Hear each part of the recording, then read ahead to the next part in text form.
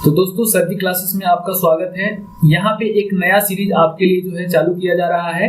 इस नए सीरीज में जो है यहाँ पे आपका जितना भी आपका साइंस का क्वेश्चन है, फिजिक्स, केमिस्ट्री और आपका बायोलॉजी, ठीक है, ये कवर किया जाएगा यहाँ पे, ठीक है। तो ये मैं आपको बता देना चाहता हूँ कि ये जितने भी क्वेश्चन होंगे आपके फिजिक्स, केमिस्ट्री और बायोलॉजी के, वो सारे के सारे क्वेश्चन जो होंगे आपके एएलपी, ठीक है, ये एएलपी में हो सकता आया हो, या आपका ग्रुप डी जो पहले से पेपर जो हो चुका है ग्रुप डी का होगा, या जेई सीबीटी 1, ठीक है, जेई का जो है आपका सीबीटी 1, या फिर सीबीटी 2 और आरपीएफ। ये जितना मतलब अभी तक रेलवे ने मतलब अपना कंडक्ट करा चुका है एग्जाम, उन सारे का ये जो है आपका एक क्वेश्चन बैंक है, ठीक है। तो ये अभी जितने भी क्वेश्चन कराए जाएंगे तो मैं आपको उसी क्वेश्चन बैंक से कराऊंगा, यानी कि मैं खुद का एक प्रिपेयर किया हूं क्वेश्चन बैंक, वो मैं यहां से डिलीवर करूंगा, ठीक है। और ये जो आपकी क्वेश्चन सीरीज होगी, आपको पर डे 1 या 2 क्वेश्चन सीरीज जो है मिलती रहेगी, और इसमें जो है आधे घंटे की ये सीरीज होगी, ताकि आपको भी ज्यादा टाइम मतलब कि ना लगे कि ज्यादा टाइम है, वो मतलब ज्यादा टाइम का ये वीडियो है। तो मैं कोशिश करूंगा इस वीडियो में कि आपको 30 मिनट में मैं अप्रोक्स 30 क्वेश्चन या 25 क्वेश्चन करा सकूं, ठीक है। और इसकी सबसे बड़ी खासियत ये रहेगी कि आपको इस क्वेश्चन के साथ साथ जो है आपको कंसेप्ट भी सीखने को मिलेगा, और आपका कम टाइम में ज्यादा से ज्यादा रिवीजन भी होगा, ठीक है। क्योंकि देखिए, यदि आप देखिएगा कि जो क्वेश्चन का लेवल क्या आ रहा है, उसके अनुसार से क्या है कि आप थ्योरी भी पढ़ना स्टार्ट कर दीजिएगा। अभी तो मैं क्वेश्चन सीरीज ही लेकर आपके सामने आ रहा हूं। यदि आपको थ्योरी भी चाहिए तो आप कमेंट बॉक्स में कमेंट कर दीजिएगा, तो मैं आपको जो है थ्योरी भी बता दूंगा। जैसे मैं आपको क्वेश्चन जैसे कराऊंगा, वहां पे मैं बताते भी जाऊंगा कि कौन सा चैप्टर जो है आपके लिए बहुत ज्यादा इंपॉर्टेंट है। जैसे केमिस्ट्री की बात किया जाए तो आप जानते हैं कि पीरियोडिक टेबल जो है बहुत ही इंपॉर्टेंट है। यदि फिजिक्स की बात किया जाए तो लाइट जो होता है वो बहुत ज्यादा इंपॉर्टेंट है। इसी तरह और एसिड बेस भी है आपका, और फिजिक्स में भी जो है आपका जो आपका लाइट के अलावा जो है आपका मिक्सचर हो गया, ये सारे क्वेश्चन बहुत ज्यादा इंपॉर्टेंट है। तो उन पे हम वीडियो भी थ्योरी का बना देंगे, लेकिन अभी फिलहाल मैं आपके सामने क्वेश्चन लेकर आ रहा हूं। ये क्वेश्चन सीरीज मैं करवा दूंगा, और जिस तरह से मैं एक क्वेश्चन बैंक बनाया हूं, उसी तरह आपका भी एक क्वेश्चन बैंक हो जाएगा, मतलब कि टोटल रेलवे का, ठीक है, जिसमें कि आपके साइंस के क्वेश्चन होंगे। अब इस फायदा ये होगा कि ये आपका खुद का क्वेश्चन बैंक हो जाएगा, आपका खुद का समझा हुआ रहेगा। तो कोई भी यदि एग्जाम होता है, जो कि इनकमिंग एग्जाम जो आने वाला है, जैसे कि आपका ग्रुप डी हो गया, ठीक है, तो ये 2 एग्जाम अभी मान के चलिए कि आपका रेलवे का है, और इन दोनों एग्जाम का पैटर्न जो है और सिलेबस दोनों अलग अलग है, लेकिन आपका जो है रेलवे का पूछने का तरीका जो होता है, यदि साइंस उसमें है तो साइंस का जो है सिमिलर होगा। जैसे मैं आपको याद दिलाना चाहता हूं कि यदि आप ग्रुप डी की यदि बात करते हैं तो ग्रुप डी में है 25 क्वेश्चन जो है आपका साइंस से है, ठीक है। और एनटीपीसी की यदि हम बात कर रहे हैं आपसे, यदि एनटीपीसी की बात करें तो इसमें देखिए 40 क्वेश्चन जो है आपका जनरल अवेयरनेस है। तो मान के चलिए कि 10 क्वेश्चन जो होंगे, मिनिमम 10 क्वेश्चन जो होगा, इससे ज्यादा ही होगा, इससे कम नहीं होगा, ये आपके साइंस से रहेंगे। तो इनका जो साइंस वाला पोर्शन है, वो पूछने का जो तरीका है, इनका पैटर्न जो है वो आपका सिमिलर है। क्योंकि जब आप ये सारे क्वेश्चन करेंगे तो आपको खुद धीरे धीरे पैटर्न समझ में आ जाएगा कि आखिर आरआरबी जो जेई हो गया, चाहे ग्रुप डी हो गया, चाहे एएलपी हो गया, तो इनका जो है आपका क्वेश्चन जो है वो एकदम सिमिलर आपको लगेगा कि बिल्कुल उसमें जो कंसेप्ट का कोई वेरिएशन नहीं होगा, बस डाटा का वेरिएशन हो सकता है, ठीक है। यानी कि नाम जो है एएलपी हो, चाहे ग्रुप डी हो, चाहे जेई हो, चाहे सीबीटी 1 हो, चाहे आरपीएफ हो, ठीक है, इनमें क्या है कि साइंस यदि पूछेगा तो पैटर्न सेम रहेगा, कंसेप्ट सेम रहेगा, भले आपके एग्जाम का नाम चेंज हो जाए। तो यहाँ पे भी यदि 10 नंबर का एनटीपीसी के लिए आपको तैयारी करना है तो साइंस के लिए आपको जो है यही सारे क्वेश्चन लगाने होंगे। यदि ये आपके 25 नंबर के क्वेश्चन की बात किया जाए कि ये ग्रुप डी का 25 नंबर का क्वेश्चन करने हैं, तो यहाँ पे भी आपको जो है ये वाला क्वेश्चन बैंक जो रहेगा वो बहुत ज्यादा ही हेल्पफुल रहेगा।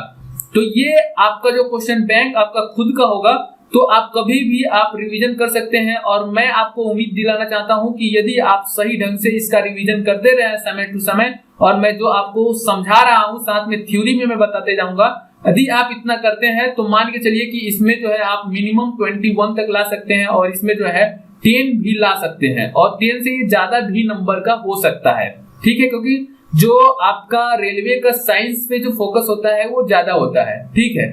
तो यहाँ पे भी मान के चलिए कि 10 से ज्यादा ही साइंस होगा, ठीक है। और यहाँ पे तो आपका 25 ये तो फिक्स कर दिया गया है कि ग्रुप डी में जो होगा 25 क्वेश्चन जो है आपके साइंस से पूछे जाएंगे। इसमें भी सबसे ज्यादा आपका जो पूछा जाता है वो फिजिक्स से पूछा जाता है। इसके बाद केमिस्ट्री और बायोलॉजी लगभग सेम ही रहते हैं उनका वेटेज, ठीक है। तो इस तरह से आपको एग्जाम पैटर्न को अच्छी तरह से समझना होगा और इसके बाद अपना प्रिपरेशन जो है चालू करना होगा। 1 से 2 वीडियो जो है लगातार आपको मिलते रहेंगे आपके साइंस पे।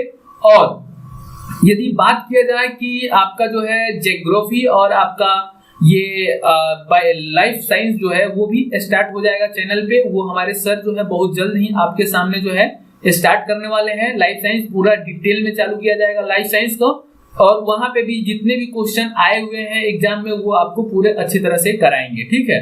तो आज का सेशन हम लोग चालू करते हैं। यदि आपको सेशन में यदि कुछ लग रहा है कि मॉडिफाई कराना है, जैसे आपको क्वेश्चन हिंदी में चाहिए या फिर क्वेश्चन की संख्या और ज्यादा होना चाहिए या फिर ड्यूरेशन क्या रखना चाहिए, तो आप अपना कमेंट बॉक्स में अपना सुझाव मतलब भेज सकते हैं, उस पर विचार किया जाएगा, ठीक है। तो हम लोग आज स्टार्ट करते हैं अपना। इसमें मैं आपको थ्योरी क्वेश्चन के साथ साथ थ्योरी भी कराता जाऊंगा, ठीक है। तो उस पर बहुत ज्यादा ही आप ध्यान देते जाइए, क्योंकि एक क्वेश्चन में हम कम से कम 2 से 3 या 4 क्वेश्चन में कवर करूंगा, ठीक है। तो आपको थोड़ा ध्यान देना होगा कि ये क्वेश्चन मतलब इस वाले टॉपिक से, इस थ्योरी से ये बन सकता है, ठीक है। जितनी पॉसिबिलिटी होगी वो हम सारा यहाँ पे आपको बताऊंगा, ठीक है। तो स्टार्ट करते हैं हम लोग आज की क्लास। तो देखिए आपको फर्स्ट क्वेश्चन यहाँ पे दिख रहा है, स्क्रीन पे आ गया होगा। इसमें पूछा जा रहा है कि आपका वैलेंस इलेक्ट्रॉन मैक्सिमम किसका होगा, वैलेंस इलेक्ट्रॉन मैक्सिमम किसका होगा, ये चीज पूछा जा रहा है। तो सबसे पहले तो हम बात करेंगे कि वैलेंस इलेक्ट्रॉन होते क्या हैं, ठीक है। इसके बाद इससे रिलेटेड एक आता है कंसेप्ट, वो आता है वैलेंसी की। क्या आता है आपका, वैलेंसी की। तो देखिए वैलेंसी क्या होती है और वैलेंस इलेक्ट्रॉन क्या होते हैं, ये दोनों क्वेश्चन पूछे जाते हैं। ग्रुप डी में आप वैलेंसी देखिएगा तो बहुत सारे क्वेश्चन पूछे गए हैं वैलेंसी पे बेस्ड, और लोगों को यदि मालूम नहीं रहेगा तो वो कंफ्यूज हो जाते हैं। देखिए यहाँ पे मैं बता रहा हूँ, सबसे पहले तो मैं एक एग्जांपल, जैसे यहाँ पे सबसे छोटा एग्जांपल मैं ले रहा हूँ सोडियम का, ठीक है। इसका एटॉमिक नंबर सबको याद होगा 11 होता है एटॉमिक नंबर, ठीक है। यदि आप इसको लिखिएगा तो 28 इलेक्ट्रॉनिक विन्यास लिखिएगा 281 होता है, ठीक है। 8 2 10 और 1 11। तो देखिए फिर से इसके बाद सिलिकॉन का मैं ले रहा हूँ, सिलिकॉन का कितना होता है आपका, ये 14 होता है, ठीक है। इसका जब आप इलेक्ट्रॉनिक विन्यास लिखिएगा तो 284 होगा, ठीक है। इसी तरह यदि हम एल्यूमिनियम की बात करते हैं, देखिए यहाँ पे एल्यूमिनियम का मैं लिख रहा हूँ, ये इसका कितना होता है 13 होता है। इसका लिखिएगा तो 28 और ये आपका 3 होगा, ठीक है। इसके बाद फास्फोरस की बात करता हूँ, यहाँ पे उसका 15 होता है। इसका लिखिएगा तो आपको क्या होगा 285 होगा, ठीक है। अब समझने की कोशिश कीजिएगा कि वैलेंस इलेक्ट्रॉन होते क्या हैं। तो देखिए आउटर मोस्ट सेल में सपोज मैं इसका ले रहा हूँ सोडियम का, तो ये आपका न्यूक्लियस हो गया, ये आपका फर्स्ट ऑर्बिट हो गया या सेल हो गया, ये आपका सेकेंड हो गया, ठीक है, और ये आपका थर्ड हो गया, ठीक। तो देखिए इस वाले में कितने इलेक्ट्रॉन रहेंगे, 2 रहेंगे। इस वाले में कितने रहेंगे इलेक्ट्रॉन, 8 रहेंगे। और इस वाले में कितने इलेक्ट्रॉन रहेंगे, ये 1 इलेक्ट्रॉन रहेंगे, ठीक है। तो देखिए जो वैलेंस इलेक्ट्रॉन होता है वो क्या होता है कि जो आउटर मोस्ट सेल का जो इलेक्ट्रॉन होता है उसको वैलेंस इलेक्ट्रॉन कहते हैं। यानी कि किसी भी एलिमेंट के एटम के जो आउटर मोस्ट सेल होता है उसमें जितने नंबर ऑफ इलेक्ट्रॉन होते हैं वही क्या कहलाते हैं, आपके वैलेंस इलेक्ट्रॉन कहलाते हैं। बात क्लियर। तो यहाँ पे यदि हम बात करूं कि इसका आपका वैलेंस इलेक्ट्रॉन क्या होगा, तो यहाँ पे वैलेंस इलेक्ट्रॉन 1 होगा। यदि मैं इसका बात करूं कि वैलेंस इलेक्ट्रॉन की संख्या कितनी होगी, तो 4 होगा। आउटर मोस्ट सेल में आपके 4 इलेक्ट्रॉन है।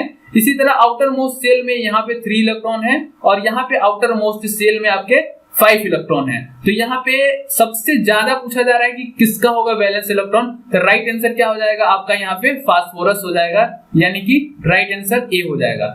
अब तो ये वैलेंस इलेक्ट्रॉन का कंसेप्ट रहा, ठीक है। आउटर मोस्ट सेल में जो इलेक्ट्रॉन होंगे वही अपने वैलेंस इलेक्ट्रॉन कहलाएंगे। यदि मैं बात करूं वैलेंसी, आप बताइए। तो देखिए वैलेंसी के लिए एक शॉर्टकट मैं आपको बता रहा हूं कि वैलेंसी क्या है। वैलेंसी जो होती है कि शेयरिंग, ठीक है, या ट्रांसफरिंग कैपेसिटी, ठीक है, शेयरिंग या transferring capacity of atom is called the valency of that atom, ठीक है। उसका वो क्या कहलाता है, वैलेंसी कहलाता है। सपोज मैं इसकी वैलेंसी की बात करूं तो इसकी वैलेंसी क्या होगी, 1 होगी। क्योंकि ये एक इलेक्ट्रॉन को क्या कर सकता है, ट्रांसफर करके आयन बॉन्ड बना सकता है, आयोनिक बॉन्ड। ठीक है, इसी तरह ये देखा जाए तो 4 इलेक्ट्रॉन है, तो 4 इलेक्ट्रॉन वाले क्या करते हैं, कोवैलेंट बॉन्ड बनाते हैं। तो ये कोवैलेंट बॉन्ड बना के ये क्या कर देगा, इसकी वैलेंसी पूछा जाए तो क्या हो जाएगा, 4 हो जाएगा। तो इसी तरह आप इसका क्या हो जाएगा, 3 हो जाएगा। तो देखिए वैलेंसी निकालने का सबसे इजी तरीका क्या होता है कि यदि मान ले कि अप टू यदि रह रहा है वैलेंस इलेक्ट्रॉन अप टू 1, यानी कि आप मान सकते हैं कि 4 तक रहता है, यदि अप टू 4 है वैलेंस इलेक्ट्रॉन, तो जो आपकी वैलेंसी होगी वही क्या हो जाएगा, आपका वैलेंस इलेक्ट्रॉन के बराबर होगा, वैलेंस इलेक्ट्रॉन के बराबर होगा। यानी कि जो वैलेंसी होगी वो क्या होगा, वैलेंस इलेक्ट्रॉन के बराबर होगी। यानी हमें इसकी बात करूं तो इसका जो वैलेंस इलेक्ट्रॉन 1 है तो वैलेंसी भी क्या होगी, 1 होगी। इसकी वैलेंसी की बात करूं तो इसका वैलेंस इलेक्ट्रॉन कितना है, 3 है, तो इसकी वैलेंसी क्या होगी, 3 होगी। यदि मैं इसकी बात करूं वैलेंसी कितनी होगी, तो इसकी क्या होगी, 4 होगी। यानी कि सिंपल जो वैलेंस इलेक्ट्रॉन होंगे अप टू 4 तक वही उसके वैलेंसी कहलाएंगे। यदि एबव 4 हो गया, एबव 4 के लिए मैं बात करूं, यदि एबव 4 हो गया तो उसके लिए क्या हो गया, आपका जो वैलेंसी होगी वो क्या होगी, 8 माइनस वैलेंस इलेक्ट्रॉन। क्या होगा, 8 माइनस वैलेंस इलेक्ट्रॉन होगा। सपोज यहाँ पे मैं 5 की बात करता हूँ, इसकी यहाँ पे यदि पूछा जाए कि फास्फोरस की वैलेंसी कितनी होगी, तो आप क्या लिखिएगा, 8 माइनस 5 इक्वल टू 3, यानी कि इसकी वैलेंसी कितनी हो जाएगी, 3 हो जाएगी। तो उम्मीद करता हूं कि ये दोनों कंसेप्ट आपको अच्छी तरह से क्लियर हो गया होगा। यदि किसी टाइप की यदि डाउट हो तो आप कमेंट बॉक्स में जरूर कमेंट कीजिएगा। मैं अपने तरफ से पूरा आपको कोशिश कर रहा हूं कि यहाँ पे थ्योरी समझाते जाऊं जो भी रिलेटेड है, जो एग्जाम में मतलब कि अभी तक पूछा गया है और पूछे जाने की संभावना है। ठीक है, तो नेक्स्ट क्वेश्चन पे हम लोग चलते हैं।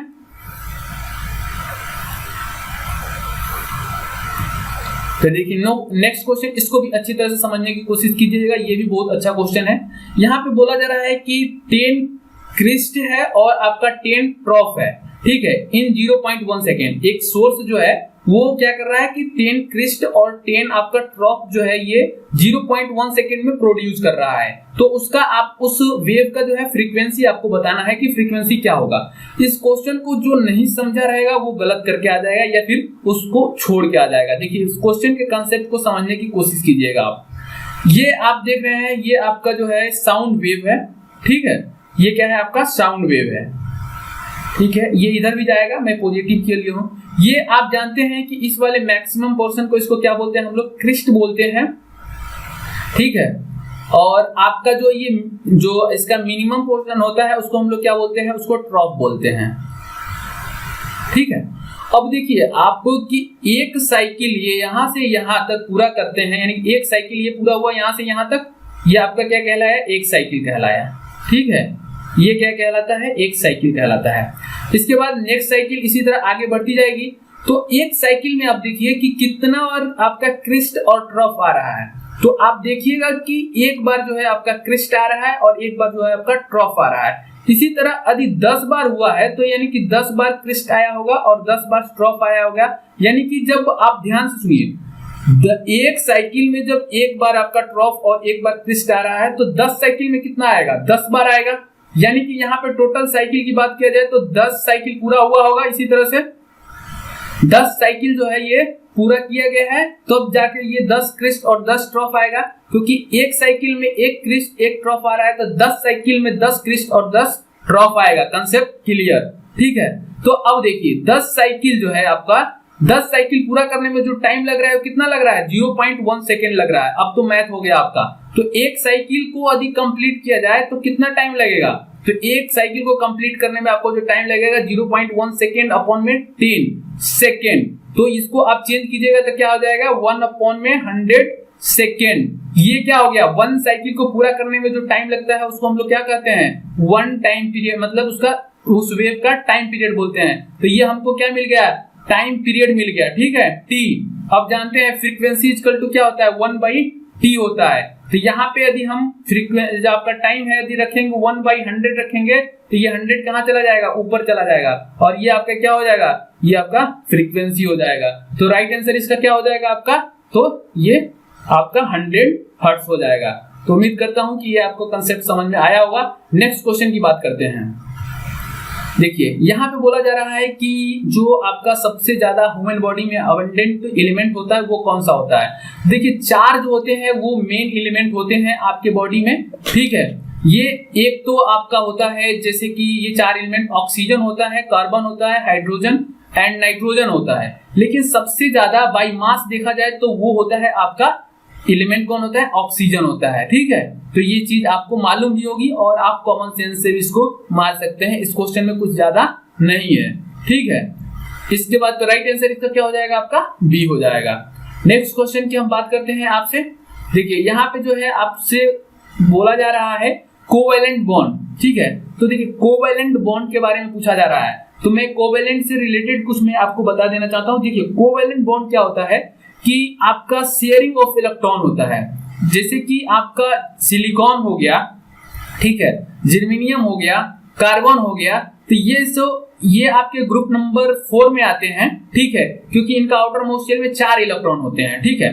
तो ये क्या करते हैं कि ये कोवैलेंट बॉन्ड आते हैं। कोवैलेंट बॉन्ड बनाते हैं मतलब कि अपना ये जो बॉन्ड स्टेबिलिटी जो गेन करते हैं, तो ये क्या करते हैं आपका मतलब कि बॉन्ड कोवैलेंट बॉन्ड के थ्रू स्टेबिलिटी गेन करते हैं, क्योंकि इनके आउटर मोस्ट शेल में कितने होते हैं, 4 इलेक्ट्रॉन होते हैं। तो 4 वाले जितने भी होते हैं वो क्या होते हैं, आपके कोवैलेंट बॉन्ड आते हैं। कार्बन भी बनाता है तो कोवैलेंट ही बनाता है, जर्मेनियम हो गया, सिलिकॉन हो गया, तो किसी भी एटम के साथ यदि बनाते हैं तो ये आपका कोवैलेंट बॉन्ड ही बनाते हैं। तो वही चीज यहाँ पे बोला गया है कि are formed by the sharing of electron in the bonding atom. तो ये क्या करते हैं, इनका शेयरिंग की वजह से ये बनता है। और देखिए आयोनिक बॉन्ड क्या होता है, इसमें क्या होता है, इलेक्ट्रॉन का ट्रांसफर होता है। जैसे कि Na और Cl है, तो ये Na प्लस और Cl माइनस आ जाता है, यानी एक इलेक्ट्रॉन ये लूज कर देता है और ये एक इलेक्ट्रॉन क्या कर लेता है, गेन कर लेता है। तो देखिए आयोनिक बॉन्ड मेटल और नॉन मेटल के बीच बनता है। तो इसमें जो आयोनिक बॉन्ड होता है उसमें क्या होता है, इलेक्ट्रॉन का ट्रांसफर होता है, और जो कोवैलेंट बॉन्ड होता है उसमें आपका इलेक्ट्रॉन की शेयरिंग होती है, ठीक है। तो उम्मीद करता हूं कि ये आपको अच्छी तरह से समझ में आया होगा। नेक्स्ट क्वेश्चन की हम बात करते हैं आपसे। नेक्स्ट क्वेश्चन जो है आपकी स्क्रीन पे आ गया है। देखिए आप लोग, बहुत इजी क्वेश्चन है और ये आपका ग्रुप डी में पूछा गया है। ये देखिए बोला जा रहा है कि find the odd one out. तो इसमें कौन है, तो देखिए रिटार्डेशन हो गया, डी एसिलरेशन हो गया, निगेटिव एसिलरेशन हो गया। ये जो है तीनों का तीनों एक ही सेंस देता है। रिटार्डेशन और आपका डी एसिलरेशन क्या होता है कि ये आपका मंदन एक तरह से, जैसे कि आप जब गाड़ी चालू करते हैं तो क्या होता है कि आप एसिलेटर देते हैं ना, एसिलरेशन, तो आप बराबर एसिलेटर को ज्यादा यदि करते हैं तो वो आपका पॉजिटिव एसिलरेशन हो गया। यदि आप कम कर रहे हैं एसिलरेशन को तो वो क्या हो गया, रिटार्डेशन हो गया, यानी कि एसिलरेशन को कम करना। वो बेसिकली क्या कहलाता है, रिटार्डेशन कहलाता है।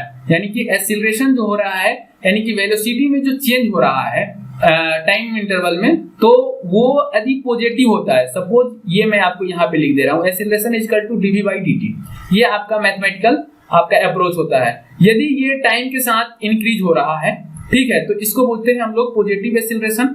यदि ये टाइम के साथ डिक्रीज हो रहा है तो इसको हम लोग क्या बोलते हैं, रिटार्डेशन बोलते हैं, या डीएसिलरेशन बोलते हैं, या निगेटिव एसिलरेशन बोलते हैं। तो ये तीनों एक ही सेंस देते हैं, ये वाला जो है इनसे अलग है। तो राइट आंसर क्या हो जाएगा, आपका पॉजिटिव एसिलरेशन हो जाएगा। नेक्स्ट क्वेश्चन की बात करते हैं हम आपसे। यहाँ पे बोला जा रहा है it is product power and time, its unit W and S kilowatts, what is it called. तो इसको क्या बोलते हैं, तो देखिए आपको मालूम है कि आप वाट और ये आपका सेकेंड या आपका किलोवाट आवर, तो ये आप जो है एनर्जी को ही, ये आपका किलोवाट आवर जो होता है वो आपका इलेक्ट्रिकल एनर्जी जो खपत होती है, यानी कि जो यूनिट आता है वो आपका 1 unit is equal to 1 kilowatt hour होता है। तो ये इसका राइट आंसर क्या हो जाएगा, इलेक्ट्रिकल एनर्जी हो जाएगी। सिंपल सी यही एक है यहाँ पे, तो राइट आंसर क्या हो जाएगा इसका, तो आपका इलेक्ट्रिकल एनर्जी हो जाएगी। इसमें कुछ ज्यादा खास नहीं है। नेक्स्ट क्वेश्चन की हम बात करते हैं। यहाँ पे बोला जा रहा है in blast furnace iron oxide is reduced by. तो देखिए ये जो आयरन होता है आप, तो ये आपका जो है आप रिएक्टिविटी सीरीज में देखिएगा तो ये मिडिल पोर्शन में आता है आयरन, ठीक है। तो जितने भी आपके जो मिडिल वाले एलिमेंट आते हैं, जैसे आयरन हो गया, इसके बाद जिंक हो गया, लीड हो गया, कॉपर हो गया, तो इनको मेटल ऑक्साइड से ओरिजिनल मेटल को हम लोग प्राप्त करने के लिए क्या मिलाते हैं, कार्बन मिलाते हैं। तो ये चीज आपको ध्यान में रखनी होगी। ये आपको जो है जहां पे मेटल का एक्सट्रैक्शन किया जाता है उस वाले चैप्टर में आपको मिल जाएगा कि जो आपके हायर रिएक्टिविटी सीरीज में जो रहते हैं एलिमेंट, उनको किस तरह से हम लोग मतलब कि एक्सट्रैक्ट करते हैं मेटल, मिडिल वाले को कैसे करते हैं और आपके जो है लोअर वाले को कैसे करते हैं। लोअर वाले तो आपके जो है क्रस्ट में ही होते हैं, ठीक है, फ्री कंडीशन में होते हैं, फ्री अवस्था में होते हैं, लेकिन ये सब जो है फ्री अवस्था में नहीं होते हैं, तो इनको जो है निकालना पड़ता है। तो उन निकालने के लिए जैसे कि यहाँ पे जो है आपका ये ऑक्साइड के फॉर्म में रहते हैं, ये जो हो गया जिंक हो गया, आयरन हो गया, लीड हो गया, तो इन ऑक्साइड से ओरिजिनल फॉर्म, जैसे आपको यहाँ पे आयरन की बात की जाए तो आयरन को निकालने के लिए हमको उसमें क्या मिलाना पड़ता है, एक जो है एजेंट मिलाना पड़ता है, रिड्यूसिंग एजेंट जिसको बोलते हैं, तो हम लोग कार्बन यूज करते हैं। तो ये चीज आपको ध्यान रखना होगा, यही चीज मैं यहाँ पे आपके लिए लिखा हूं, ठीक है। नेक्स्ट क्वेश्चन की बात करते हैं। देखिए यहाँ पे जो है आपको बोला जा रहा है कि which of the following substance will not give the carbon dioxide on the treatment with the dilute acid. तो डाइल्यूट एसिड के साथ जो है ट्रीटमेंट किया जाएगा तो कौन जो है आपको कार्बन डाइऑक्साइड नहीं देगा। तो देखिए मैं आपको बता रहा हूँ, यहाँ पे जैसे बेकिंग सोडा की बात किया जाए तो सोडियम बाइकार्बोनेट होता है, ठीक है, CO3। यदि आप HCl यहाँ पे एक कोई एग्जांपल लेंगे तो देखिए ये आपका क्या देता है, NaCl देगा, इसके बाद CO2 देगा और H2O देगा, ठीक है। इसी तरह मार्बल और आपका लाइम स्टोन भी यही देते हैं, यानी कि ये तीनों जो है आपके कार्बन डाइऑक्साइड और आपका जल जो है इनसे बाहर निकलता है वाटर। लेकिन लाइम वाटर या लाइम की बात किया जाए तो देखिए ये क्या होता है, कैल्शियम हाइड्रोक्साइड होता है ये, ठीक है। जब आप HCl से ये रिएक्ट कराएंगे तो ये कैल्शियम क्लोराइड देगा और इसके बाद जो है ये आपका वाटर जो है बाहर निकालेगा। सिंपल सी इसकी बात की जाए तो ये आपका बेस है और ये आपका क्या है, एसिड है, ठीक है। तो अब जानते हैं आप कि बेस और एसिड यदि बात किया जाए, यदि आपस में यदि रिएक्ट करेंगे तो क्या बनाते हैं, तो ये आपका साल्ट बनाते हैं और ये आपका वाटर बाहर निकलता है। तो सिंपल कौन नहीं देगा कार्बन डाइऑक्साइड, तो आपका लाइम वाटर हो जाएगा। लाइम वाटर का जो है फार्मूला ये होता है, कैल्शियम हाइड्रोक्साइड को बोलते हैं लाइम वाटर। तो उम्मीद करता हूं कि ये आप समझे होंगे। तो राइट आंसर इसका क्या हो जाएगा, लाइम वाटर हो जाएगा, ठीक है। नेक्स्ट क्वेश्चन की बात करते हैं हम लोग।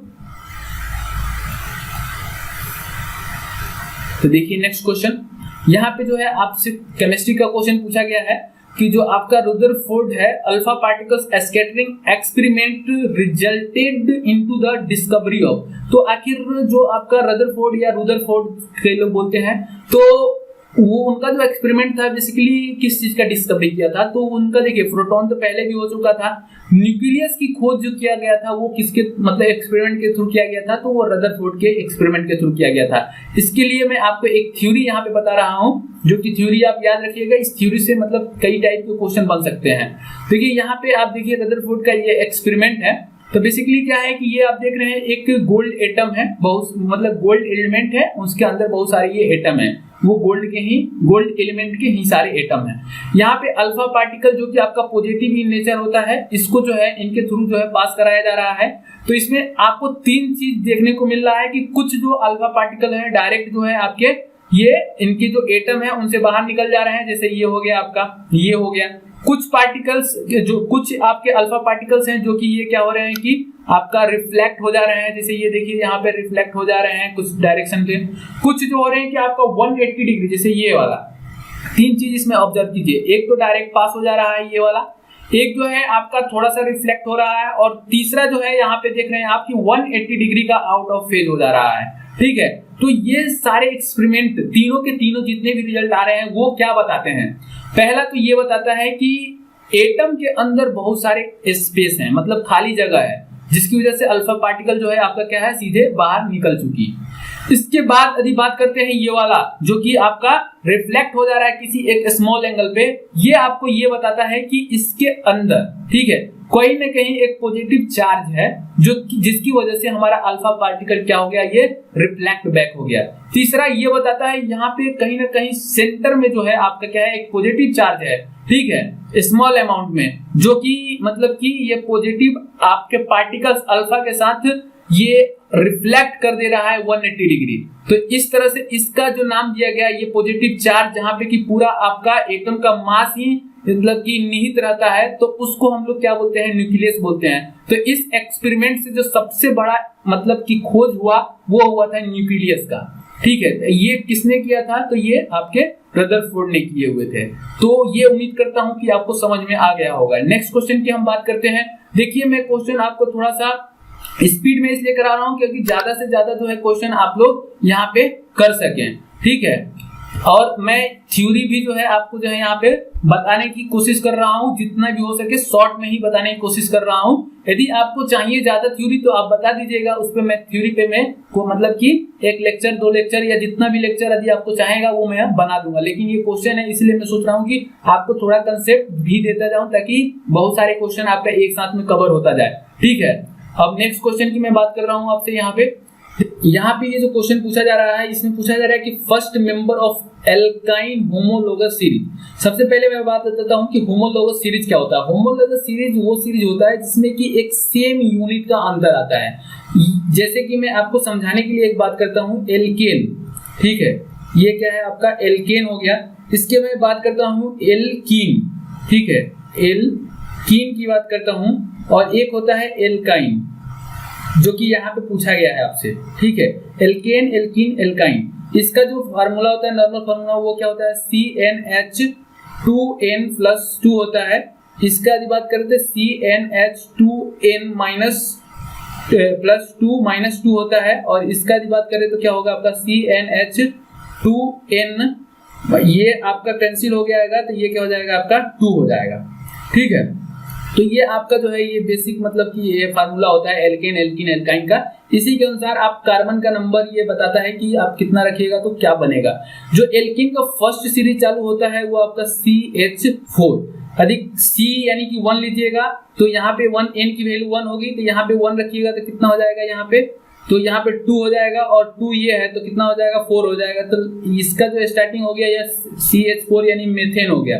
इसका देखिए जो फर्स्ट होता है वो इथीन होता है सब, और उसका फार्मूला क्या होगा इथीन का? देखिए C यहाँ पे क्या लिखिएगा 2 और यहाँ पे क्या हो जाएगा आपका, जैसे कि यहाँ पे आप देख रहे हैं ये 2 कैंसिल आउट हो जाएगा तो कितना बचेगा? केवल यहाँ पे ये बचेगा। तो यहाँ पे C2 और 2 यहाँ पे रखिएगा तो कितना हो जाएगा? 4 हो जाएगा। तो फर्स्ट एलिमेंट जो एथीन का होता है वो क्या होता है आपका? वो आपका फर्स्ट एल्कीन का जो होता है वो क्या होगा? एथीन होगा। यदि एल्काइन की बात करें तो इसका भी क्या होता है आपका C2 और यहाँ पे रखिएगा तो यहाँ पे कितना हो जाएगा? 4 - 2 कितना हो जाएगा? 2 हो जाएगा। तो ये आपका क्या होगा? इथाइन होगा, ठीक है। तो यहाँ पे एन, इन और आइन ये दो जो होते हैं प्रीफिक्स होते हैं, उसी के बेसिस पे इनका नाम दिया जाता है। तो मेथेन, इथेन और यहाँ पर इथाइन। तो फर्स्ट जो आपका एलिमेंट होता है इस होमोलोगस सीरीज का वो क्या होता है? एल्काइन का वो क्या होगा? एथीन होगा। तो देखिए यहाँ पे कहाँ लिखा हुआ है एथीन, तो राइट आंसर क्या हो जाएगा आपका? एथीन होगा। अब देखिए होमोलोगस सीरीज की बात करें तो देखिए हम ज्यादा यहाँ पे डिटेल में नहीं बता रहे हैं, आप जो है इसको आगे बढ़ाइएगा। जैसे मेथेन हो गया, एथेन हो गया, प्रोपेन हो गया, ब्यूटेन हो गया। इसके बाद तो एक के बाद आप देखिएगा कि कितना डिफरेंस आ रहा है और आप मुझको बताइएगा कि इनके बीच होमोलोगस सीरीज के बीच जो है कितने यूनिट का अंतर आता है। ये आपके लिए होमवर्क होगा। इसके बाद मैं नेक्स्ट वाले वीडियो में आपको बताऊंगा, ठीक है। तो नेक्स्ट क्वेश्चन की बात करते हैं हम यहाँ पे आपसे। देखिए नेक्स्ट क्वेश्चन जो है आपके स्क्रीन पे आ गया है। तो यहाँ पे ये देखिए क्वेश्चन जो है आपका फिजिक्स से है। तो यहाँ पे बोला जा रहा है change in velocity per unit time. तो देखिए मैं आपको बताया था dv/dt, change in velocity per unit time, इसको हम लोग क्या बोलते हैं? एक्सीलरेशन बोलते हैं, ठीक है। तो ये सिंपल क्वेश्चन एक्सीलरेशन हो जाएगा। मैक्सिमम और मिनिमम मैं आपको बता दिया हूँ, ठीक है, पिछले वाले क्वेश्चन में।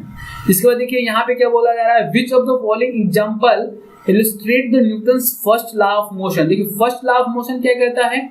आपका इनर्शिया होता है, ठीक है। कोई बॉडी यदि रेस्ट में है तो वो रेस्ट में ही रहना चाहती है, यदि कोई मोशन में है तो वो मोशन में ही रहना चाहती है। तो उसी का यहाँ पे एग्जांपल दिया गया है। तो देखिए ये बहुत ही सिंपल है कि जो आपका बस स्टार्ट होता है सडनली, तो जो पैसेंजर होते हैं वो क्या होते हैं? पीछे की तरफ, मतलब तो थोड़ा उनको झटका लगता है। तो ये किसका होगा एग्जांपल? आपका न्यूटन फर्स्ट लॉ का होगा। लॉन्चिंग ऑफ रॉकेट की बात किया जाए तो ये आपका किसका एग्जांपल होगा? तो न्यूटन थर्ड लॉ का एग्जांपल होगा। तो ये जितने भी एग्जांपल हैं ये सारे एग्जांपल आप अच्छी तरह से मालूम होनी चाहिए, ठीक है। अब मैं नेक्स्ट क्वेश्चन की बात करता हूँ यहाँ पे आपसे। देखिए नेक्स्ट क्वेश्चन है यहाँ पे। तो यहाँ पे आपसे बोला जा रहा है क्वेश्चन में कि आपको बताना है कि ऑक्सीडाइज मतलब किसका हो रहा है, यानी ऑक्सीडेशन किसका हो जा रहा है। यहाँ पे हो रहा है, रिएक्शन दिया गया है, उसमें आपको बताना है कि ऑक्सीडेशन किसका होने रहा है। देखिए ऑक्सीडेशन में क्या होता है मैं आपको बता दूं कि यहाँ पे जो ऑक्सीडेशन रिएक्शन, दो टाइप के रिएक्शन होते हैं। एक तो आपका ऑक्सीडेशन होता है ठीक है, ऑक्सीडेशन रिएक्शन होता है, और एक जो होता है रिडक्शन होता है। ऑक्सीडेशन में क्या होता है, ऑक्सीजन का एडिशन होता है, और इस वाले में रिमूवल होता है ऑक्सीजन का। ये क्या होता है आपका, ये रिमूव किया जाता है, ठीक है, यानी हटाया जाता है, तो वो उसमें रिडक्शन होता है और इसका ऑक्सीडेशन होता है। तो यहाँ पे देखिए कि यहाँ पे ऑक्सीडेशन की बात किया जा रहा है, तो किसमें जो है ऑक्सीडेशन ऐड हो रहा है। तो यदि आप इसको देख रहे हैं कार्बन मोनोऑक्साइड को, तो ये देखिए इसके साथ ऑक्सीजन का एडअप होकर ये क्या बन हो गया आपका, कार्बन डाइऑक्साइड हो गया। तो सिंपल यदि ऑक्सीडेशन की बात किया जाए तो किसका इसमें ऑक्सीडेशन हुआ है, तो कार्बन मोनोऑक्साइड का जो है ऑक्सीडेशन हुआ है। सिंपल एडिशन ऑफ ऑक्सीजन, ये ऑक्सीडेशन, और रिडक्शन यानी कि रिमूवल ऑफ ऑक्सीजन, उसको हम क्या बोलते हैं, रिडक्शन बोलते हैं। और भी सारा परिभाषा होता है, तो वो सब हम लोग थ्योरी में देखेंगे। यहाँ के लिए इतना जो हम बता रहे हैं थ्योरी, ताकि आपको मैक्सिमम से मैक्सिमम क्वेश्चन कवर हो सके, ठीक है। नेक्स्ट क्वेश्चन की बात करते हैं हम यहाँ पे। देखिए यहाँ पे जो दिया गया है कि ये आपका एसिड बेस से क्वेश्चन है। यहाँ पे पूछा जा रहा है कि मतलब ब्लू लिटमस जो है रेड लिटमस में चेंज हो रहा है, तो ये मतलब कौन कर सकता है। तो देखिए इसकी जो प्रॉपर्टी जो होती है एसिड और बेस का, पहले वो आप समझ लीजिए।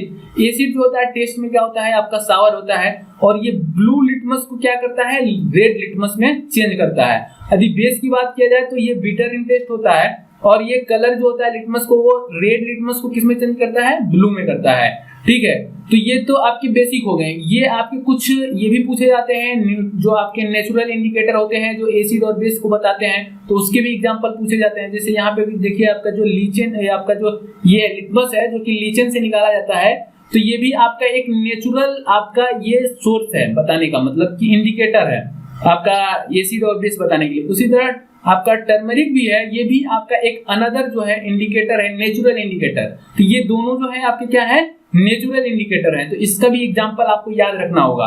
तो यहाँ पे जो पूछा जा रहा है ब्लू लिटमस को ये रेड लिटमस में चेंज हो रहा है, तो ये कौन करेगा, ये एसिड करेगा। और इसमें से एसिड कौन है आपका, विनेगार है, ठीक है, जिसका फार्मूला क्या होता है C3COOH, ठीक है। तो ये आपका एसिडिक एसिड भी इसको बोलते हैं, तो ये इसका राइट आंसर होगा, ठीक है। नेक्स्ट क्वेश्चन की बात करते हैं हम लोग यहाँ पे। यहाँ पे देखिए जो पूछा जा रहा है ये बहुत सिंपल सा क्वेश्चन है। यहाँ पे बोला जा रहा है the word aqueous is written if the reactant और the product is present as an. तो देखिए जब सोल्यूशन ऑफ वाटर होता है तो उसको हम लोग क्या बोलते हैं, एक्वा सोल्यूशन बोलते हैं। तो ये आपका राइट आंसर क्या हो जाएगा, आपका ए हो जाएगा। बहुत ही सिंपल क्वेश्चन है ये। नेक्स्ट क्वेश्चन की हम बात करते हैं यहाँ पे।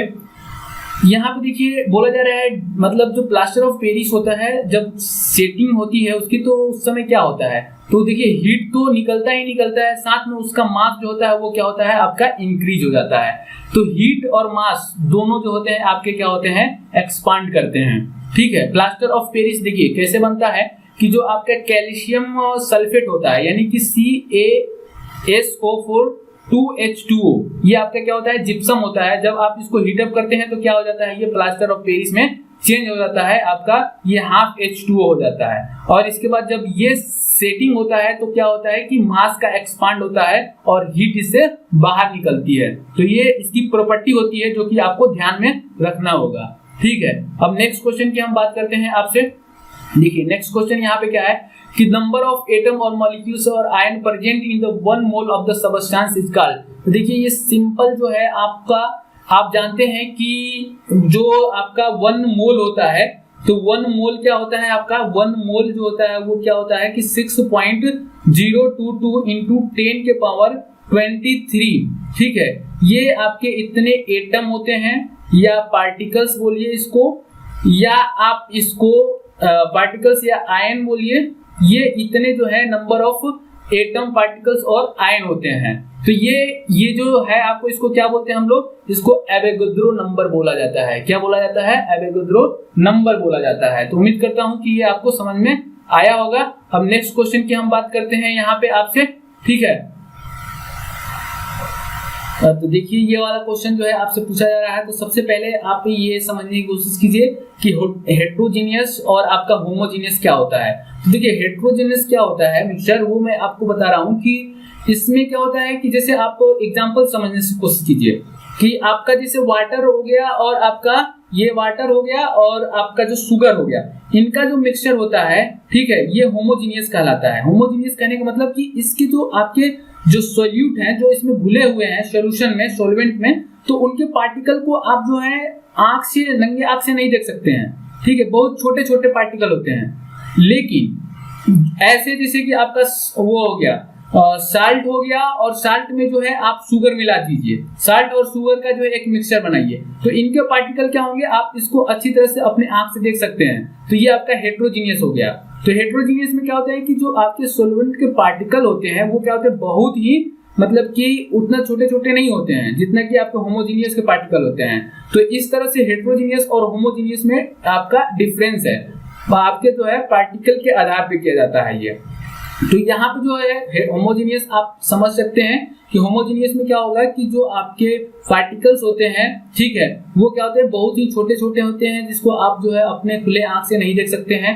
लेकिन यहाँ पे जो हेट्रोजीनियस होते हैं, इनके जो पार्टिकल जो घुले हुए रहते हैं पार्टिकल्स, वो जो है उतने छोटे छोटे नहीं होते हैं, उनको आप जो है इजीली देख सकते हैं अपने खुले आंख से। तो वो उसी टाइप के जो मिक्सचर होते हैं उसको हम लोग हेट्रोजीनियस बोलते हैं, ठीक है। यहाँ पे जो क्वेश्चन पूछा जा रहा है वो आपका जो है पूछा जा रहा है कि आपका जो है heterogeneous mixture in which the solute particles do not dissolve but remain suspended through out the bulk of the medium is known है। तो देखिए ये जो होता है सस्पेंडेड में होता है, यानी कि जो सस्पेंशन होता है उसमें क्या होता है कि पार्टिकल पूरा मतलब मीडियम में क्या होते हैं, वो मतलब कि मूव करते रहते हैं, सस्पेंडेड रहते हैं, ठीक है। तो ये सस्पेंशन में होता है। उसी तरह कोलाइडल होता है, ठीक है।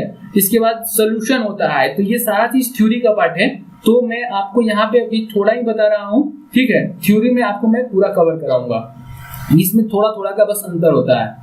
नेक्स्ट क्वेश्चन की बात, इसका राइट आंसर क्या हो जाएगा, सस्पेंशन हो जाएगा। नेक्स्ट क्वेश्चन की बात कर रहा हूँ, तो देखिए यही चीज मैं यहाँ पे थ्योरी में बताया हूँ, तो एक बार आप थोड़ा पढ़ लीजिएगा, ठीक है।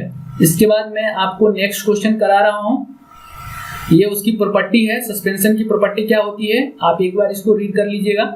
इसके बाद देखिए नेक्स्ट क्वेश्चन की बात कर रहा हूं यहाँ से कि यहाँ पे बोला जा रहा है कि ऑक्साइड ऑफ नॉन मेटल्स। देखिए ऑक्साइड ऑफ नॉन मेटल किस नेचर के होते हैं, तो जो ऑक्साइड ऑफ नॉन मेटल होते हैं वो बेसिकली क्या होते हैं, एसिड इन नेचर होते हैं। क्या होते हैं आपके, एसिड इन नेचर होते हैं। यहीं पे यदि बोल दिया जाए कि ऑक्साइड ऑफ मेटल, तो वो क्या होते हैं, आपके बेसिक इन नेचर हो जाएंगे। तो ये दो टाइप के क्वेश्चन इससे बनते हैं।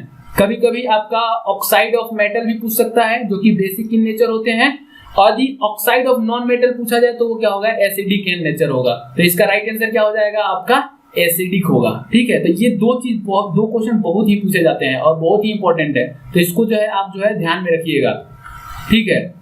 अब देखिए ये आज का लास्ट क्वेश्चन होगा, क्योंकि थोड़ा टाइम ज्यादा हो गया है, तो मैं इसको आपके क्वेश्चन सीरीज को यहाँ पे ब्रेक करूंगा। इसके बाद नेक्स्ट वाले में जो है मैं सोचूंगा इससे ज्यादा कराऊं क्वेश्चन, ठीक है। मैं अपने तरफ से मैं कोशिश कर रहा हूं कि कम टाइम में आपको ज्यादा से ज्यादा क्वेश्चन कराऊं ताकि आपका ज्यादा से ज्यादा फायदा हो सके, ठीक है।